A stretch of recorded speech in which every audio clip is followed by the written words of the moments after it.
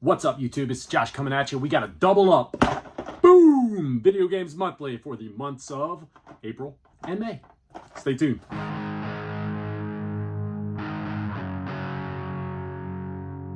Like I said, we had a double up for the VGM. First time in the almost 4 years that I've been doing the service that I actually didn't put a video out last month.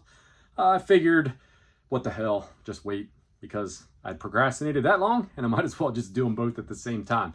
The brew we have for this video is a pretty good one. This is the last of a 4-pack. It's been sitting in my fridge for a little while waiting for me to show it off. This is the Be Good or Be Good at It. And I'm good at drinking beer, and this is a damn good beer.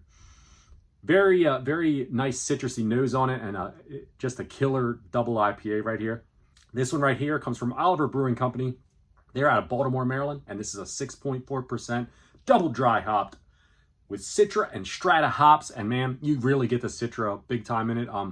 I've been kind of loving up on the double IPAs a little bit more and more as I've been testing some different ones out, and very smooth. This one is a killer brew. If you get a chance and you're in the Baltimore, Maryland area, check out this brewery, and there's a ton of other great breweries in the region as well. Most of you guys that are watching all these VGM videos, you understand what they are. But if you're a newbie to the community and you're thinking on the service and you're watching some videos and you're kind of getting a feel for what people get in their boxes, let me tell you a little bit about it. I subscribe to the 5-game box. They have different tiers for the service. You can do a 3-game, a 4-game, a 5-game, or a 10-game power pack every month at various prices. We'll put the prices up here somewhere. Probably here, or they might be right over top this beautiful face, but we don't want to cover this beautiful face up. We want to show you the prices and give you guys a feel for what you can do with the service. They have anything from Atari 2600, ColecoVision, I think ColecoVision, and television for sure, up to Xbox One and PlayStation 4. They have not dipped into Switch and PS5 or anything yet, but you could do a pretty good variety of different things. I subscribe to 3 systems. They do special boxes for me because I'm a pain in their ass. So we work something out where they just send me the value of the 5-game pack that I pay for. And they send me anywhere between, I don't know, 1 and 5 games, I guess. I don't know, whatever it amounts to for the price.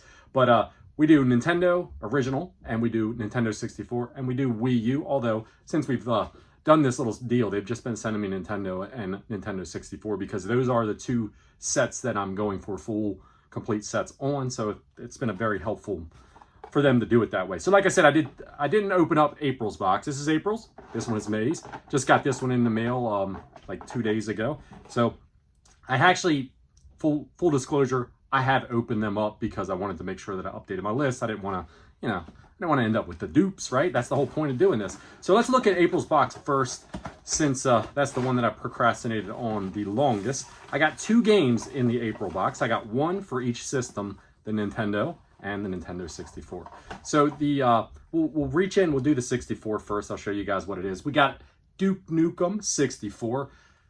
Love this game. This was actually a wish list game, and I love it because it's nostalgia. It's just completely driven nostalgia for me for this game. This was probably the very first first-person shooter that I ever experienced. It was either this one or it was GoldenEye, and it wasn't on the N64. The Duke Nukem wasn't. It was way back in the 90s. I had a little bit of PC fun. I PC gamed a little bit back then. I would never call myself a PC gamer so much, but fell in love with that game, blew through it, beat it to completion. It was awesome. The N64 port is true to graphically, at least from what I've played of it, graphically to it. A little bit odd with the control configuration. I was able to flip some stuff around. I hate inverted controls when it comes to first-person shooters.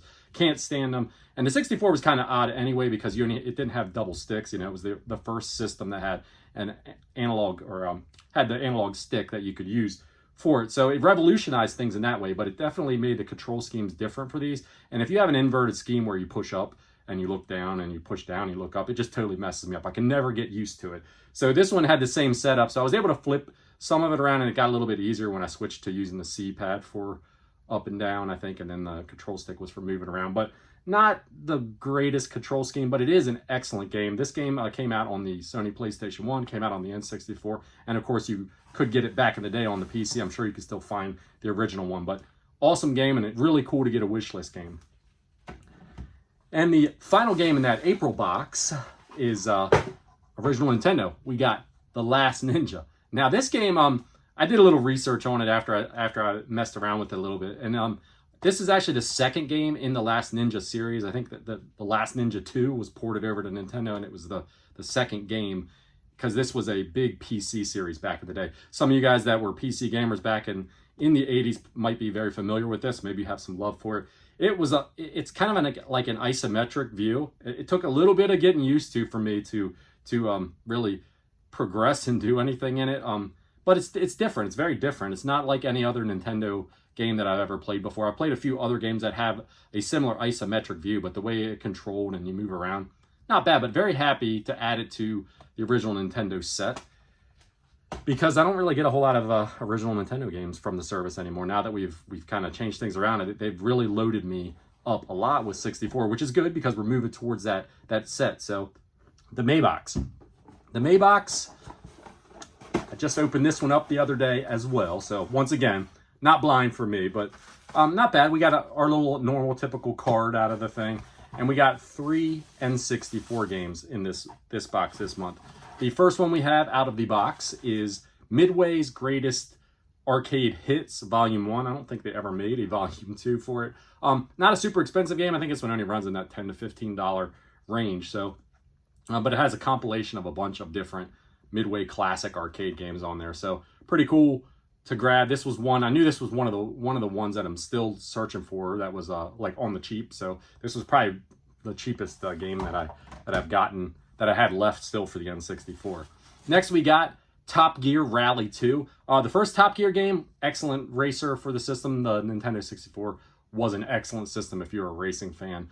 Truthfully, tons of great games and some mediocre and bad ones too, but you've got your pick of the litter when it comes to it. And Top Gear 2, Rally 2, very good, very nice grab. Another one that's not super expensive either, but you know, a good one to grab and add to the list. And the final game that we got out of this Maybox, along with a little slap bracelet, we got Battle Tanks Global Assault. There was 2 Battle Tanks games made for the N64. This one was the second one that was released for the system. I already had the first one. I think I might have got the first one in a VGM box as well. So pretty cool. Stoked to get that one. A beautiful green card. All of these were actually in really good condition as well. The value for the April box and the May box both hit right around where I was. I'll throw them up here. I'll throw them up here one at a time so you can see it. But what we got in the May box, as I said, a recap real quick, we got 3 N64 games. And in the April box, we've got a wish list N64 game and another one for the Nintendo set. So there you have it, folks. April, May, VGM. Thank you very much for the excellent boxes, and thank you for working with me to get things that I wanted for my sets. So until next time, everybody, you guys, everybody out there, take care of yourself. Cheers.